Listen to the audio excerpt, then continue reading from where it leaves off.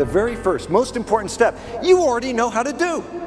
Every single person in this room has been practicing it for years.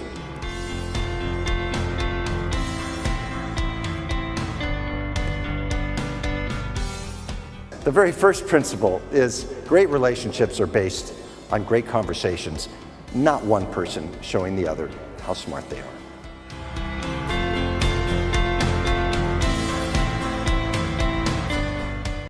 Lower your threshold for a client meeting. You don't need a brilliant idea or a huge PowerPoint deck to go see a client and have a conversation with them.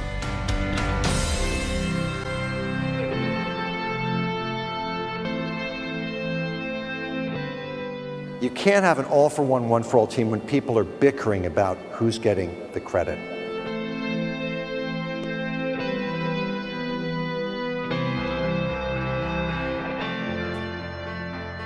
This critical first step in becoming a category of one and in selling is having a conversation with your client. This struck home for me some years ago when one of my clients, who was a partner in a large consulting firm, said to me that one day he was walking out of his client's office, and the executive assistant to the client pulled him aside and said, "You know, my boss loves having a conversation with you. You ought to come more often." And my client had a big PowerPoint deck under his arms. He had a briefcase with charts falling out of it. And he said, "Well, we do come pretty often, and we show him really good stuff." The assistant looked at him and said, "You don't get it. My boss has confessed to me that he views your PowerPoint slides as the price he has to pay to have a good conversation." Agenda setting, moving from agenda reacting to agenda setting. Let me frame it up. I had another client who was a senior partner at a very big professional firm, and he was the most productive partner in his firm. Literally every year he sold tens of millions of dollars of work to existing relationship clients for the most part. One day we had lunch, and I looked at him and said, "Listen, why are you so successful? Why are you every year in the top 2 or 3 partners in your firm in terms of business development?" And he said, "Andrew, it's very simple." He pulled a sheet of paper like this, it was all crumpled, out of his pocket. And he said, "On this piece of paper, I've written the names of all my key executive clients." And he said, "Next to each name, I've written there are one or two most important goals or priorities this year. My job in life is to make them successful." That's how he defined himself. So let's talk about what is agenda setting, why is it important, and how do we do it? Very briefly, the agenda is the client's 3 to 5 most critical priorities, needs, or goals on a business level and on a personal level. Personal priorities could be around promotion, career, finances, things like that. It's both. An agenda setter, very simply, is someone who understands, aligns with, adds value to, informs, perhaps even provokes the client's agenda. The farther away you are from the client's planning and thinking and ideation, the more you are agenda reacting.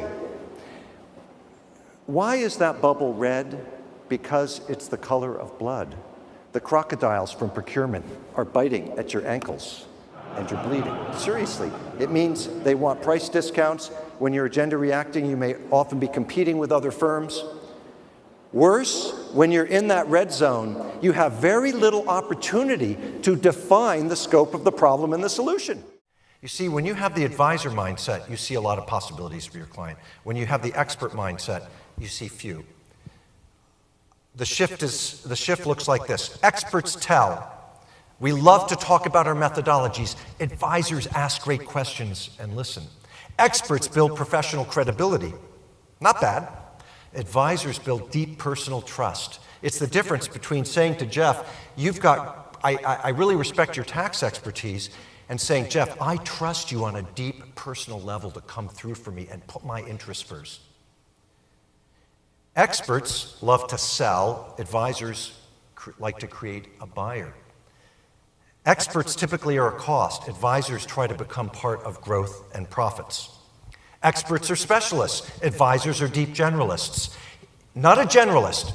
a deep generalist. So you continue to build that assurance expertise, that tax expertise, your consulting expertise, but then you layer on other skills, the ability to have business conversations with your clients. Reframing is the art and science of defining the right problem, the total problem, and the total solution.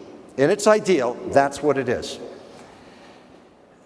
Let me demonstrate to you how powerful this can be.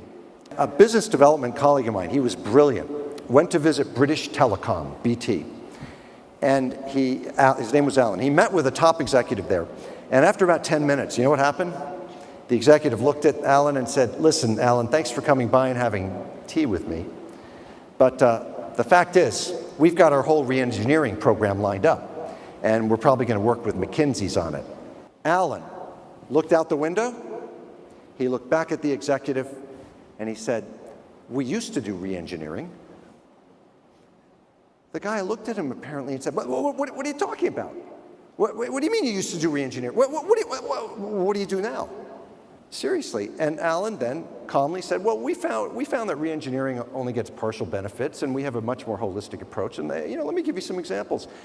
This is a true story. That meeting led to a series of meetings. They got rid of McKinsey, and we sold them a $30 million project. $30 million today is about $60 million. That's not too shabby. What did my friend Alan do? In a split second, he turned the conversation around. He reframed new as old. And that's called reframing to opposites.